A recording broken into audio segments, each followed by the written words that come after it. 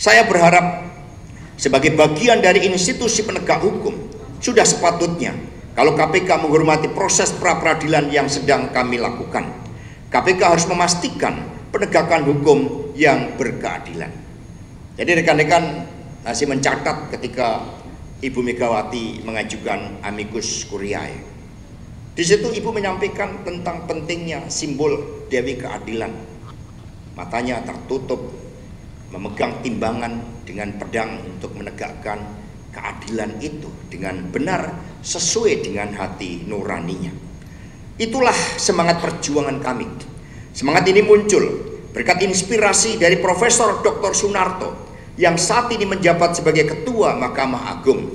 Di dalam pidato pengukuhan guru besar beliau di Universitas Airlangga, beliau menyampaikan bahwa hukum tanpa keadilan seperti seperangkat aturan kering tanpa roh. Karena itulah seorang hakim harus bertindak sebagai pembelajar sepanjang hayat, menjadi peneliti, menjadi filsuf, agar mampu membuat keadilan yang sejati.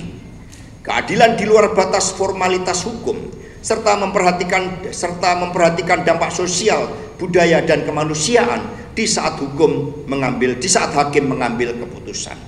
Jadi ini penting sekali dialektika di dalam hukum untuk melihat seluruh suasana kebatinan yang ada.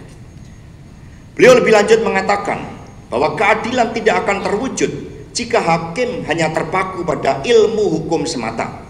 Keadilan juga akan sulit terwujud bila hakim hanya menjadi mesin yang memproses hukum.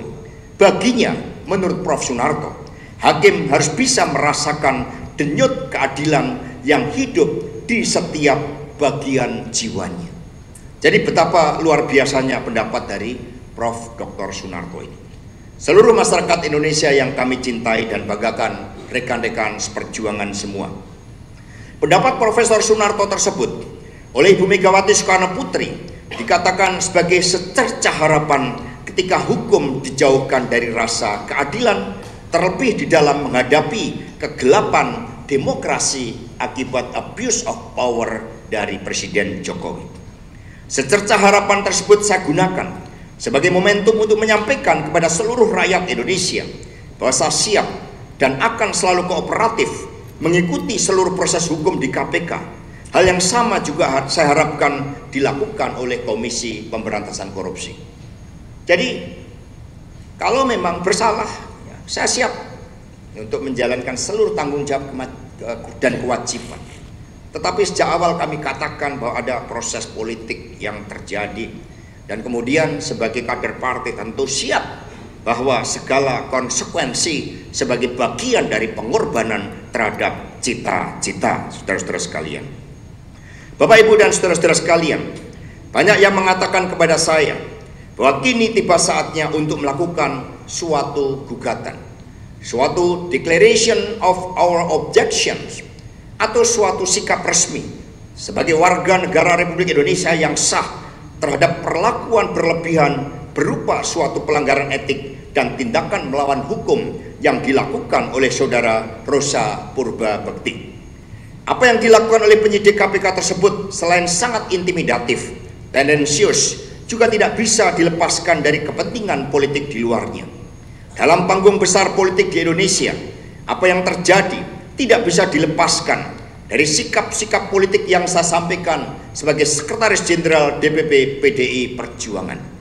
Sikap kritis itulah yang menciptakan hadirnya rasa tidak senang dalam diri seseorang yang mengidentikan dirinya sebagai seorang raja.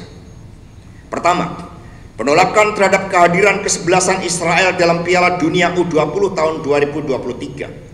Sikap resmi PDI Perjuangan berpijak pada konstitusi, sejarah, dan prinsip-prinsip kemanusiaan yang tertuang dalam Dasar Sila Bandung.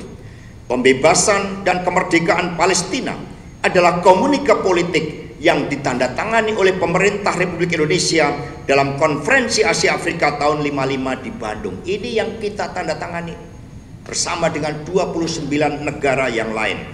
Sikap ini terbukti benar.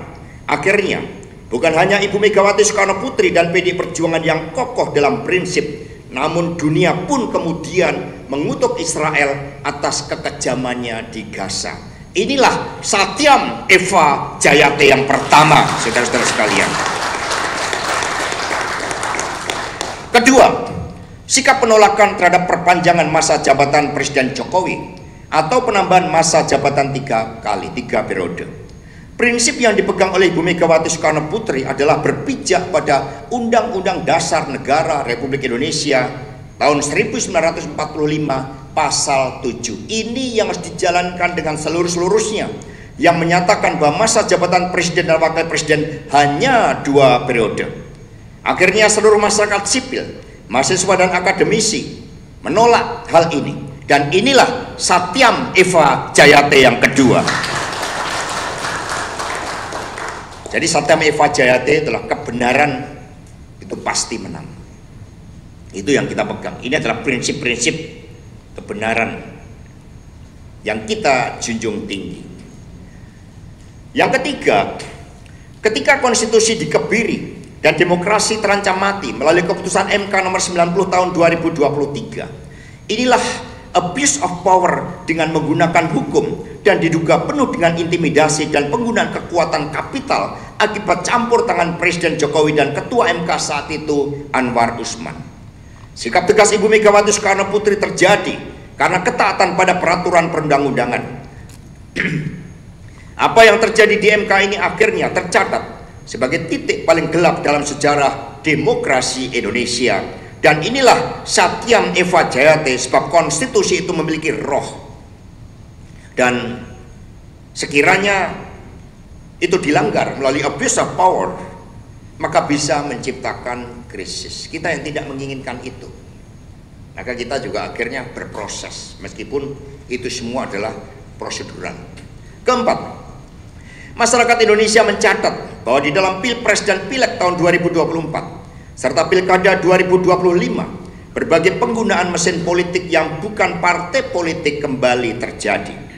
PD Perjuangan menyampaikan begitu banyak catatan gelap atas praktek demokrasi prosedural yang berwatak otoriter populis ini. Masyarakat mencatat begitu masif intimidasi yang dilakukan terhadap kepala desa, anggota legislatif, jurnalis, tokoh-tokoh pro demokrasi, para pengusaha hingga kepala daerah. Bahkan bujuk rayu melalui bansos pun dilakukan untuk membius kesadaran rakyat.